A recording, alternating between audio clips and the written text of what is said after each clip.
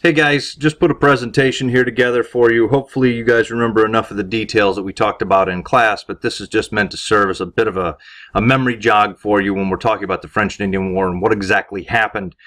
Before we even get started, I thought that I would point out this map of North America. This is basically how North America was divided up among three major players during the French and Indian War.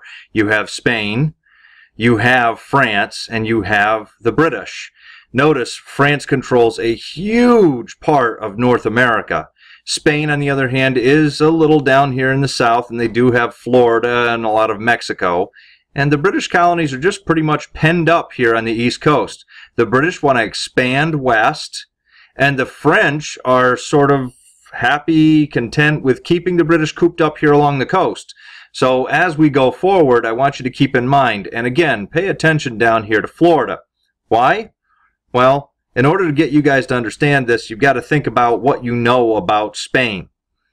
Spain was early in the game when it comes to colonizing the Americas. They took a gamble on a guy named Columbus, and when they did, they wound up landing down in the Caribbean islands, and there they discovered all kinds of gold and precious jewels, and Spain vowed that they were going to protect that area. Spain did attempt to push into North America, but as they pushed further north, they found less and less gold, and they also encountered stiffer Native American resistance and decided that it wasn't worth it, that they were happy staying in Central and South America. So, what we see in 1564 is France comes along and sets up a little colony here called St. Augustine, just in the northern tip of Florida. I don't know whether they knew for sure that this was really Spanish territory. They probably did, but they attempted it anyway. You got to understand, Spain was sailing following these routes here back and forth to Central and South America. So having having France right here in this northern part of Florida was a little too close for comfort for them. So they decided, as they had vowed earlier, to protect this territory. And as they do, well, they send the Armada against France and St. Augustine in 1565, and they drive the French out. The French, still looking to colonize, are going to shift their attentions north, much further north. They're going to settle way up here in an area called Acadia in 1604. In the meantime, England is going to attempt in 1587 a colony called Roanoke. I'm hoping that you guys remember what we talked about Roanoke. Roanoke is the colony that vanished. We have no idea where the people went. Science today is leading probably that the people wound up joining local Native American tribes, but still, we really don't have any evidence to prove that. The first actual permanent establishment by England is going to be the colony of Jamestown in 1607. So right away there's competition to colonize North America between the French and the British. The French established Acadia only 3 years before the English established Jamestown. Now, again, here's just a little map just to get you guys to rethink this. Here's the English colonies, and here's the French-controlled territories. It's massive. Now, this guy, I don't know whether you guys know who this guy is, but this is a young George Washington at 22 years old. He was an officer in the British military, and he had been sent to deliver a message to the French telling them to get out of the Ohio River Valley, which he did. But, I don't know, shortly thereafter, he is going to be in territory near Pittsburgh, trying to establish a trading post, and as soon as he begins to build it, he's driven out of there by the French. So he sort of travels around in the woods of Pennsylvania, and he stumbles across a group of French envoys, or messengers, and he attacks them, and he's got some captives that he's going to take here, and he's quite pleased with himself. As a young British officer, this is going to look good. He's got men to take back to his commanding officers to say, hey, look, I've captured some French. However, the Native Americans that he's traveling with have a different plan. They wind up killing and scalping the prisoners.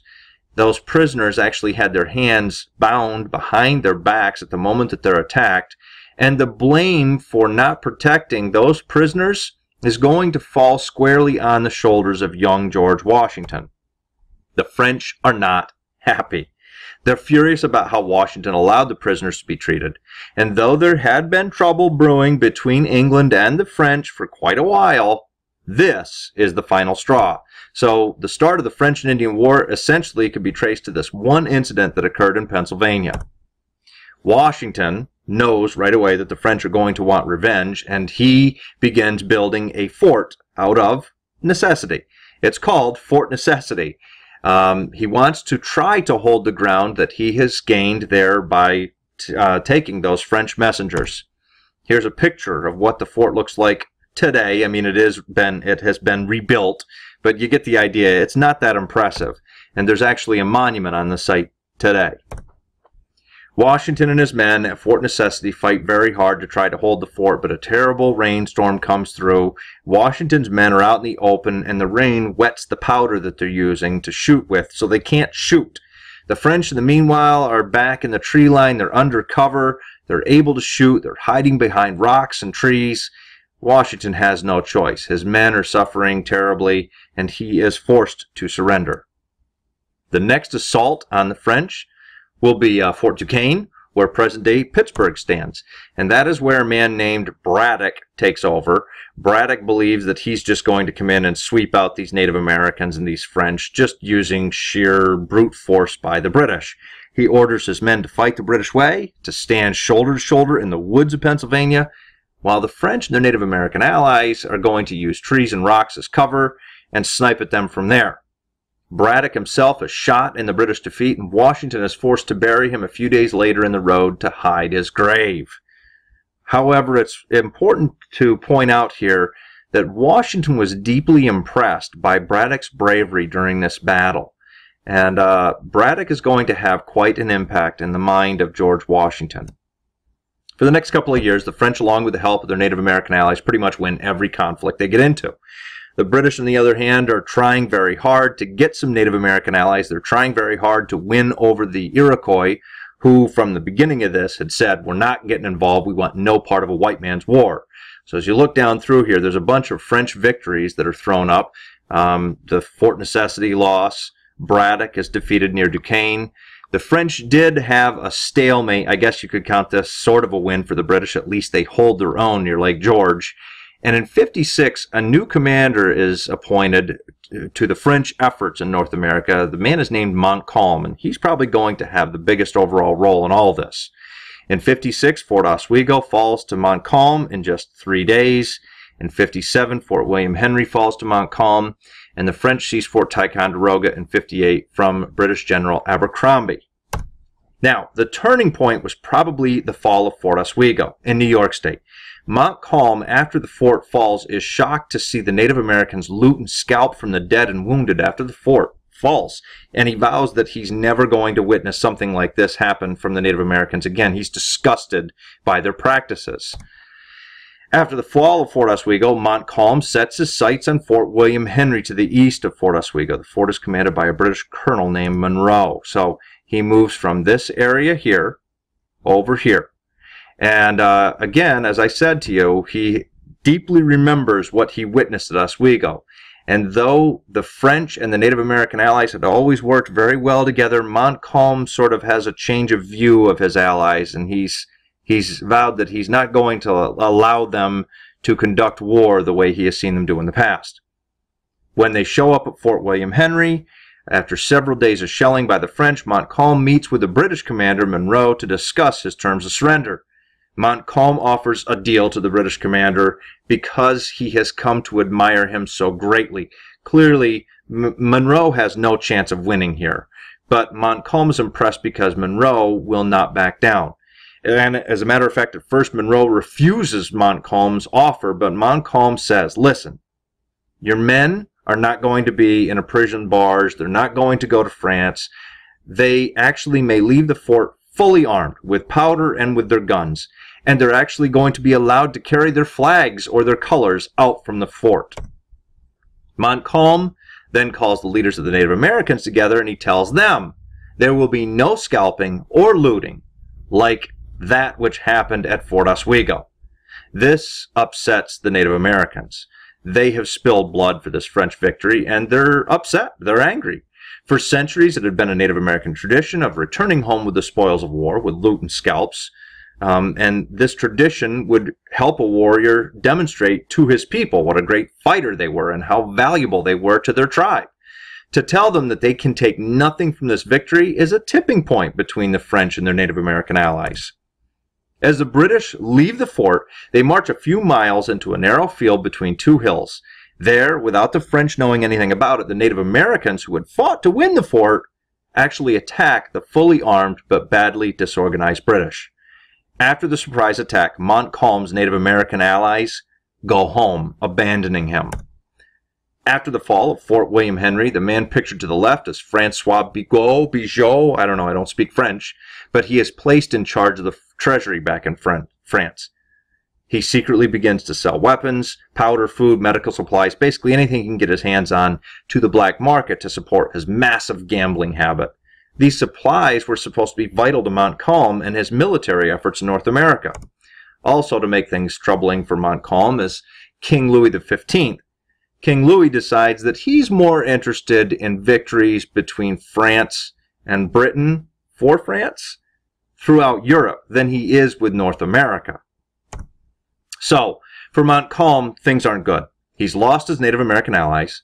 The king has decided he doesn't really care as much about North America as he had originally, and the supplies he should be getting from home are being sold off to pay off gambling debts. In late 1757, a British man named William Pitt takes over the British treasury and decides to make his main focus on winning the war in North America. He immediately sends his top British military generals to North America to win, and he tells the colonies that if they're willing to put in money for a victory, that the British treasury will reimburse that money.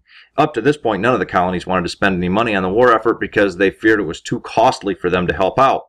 Pitt's offer changes their mind.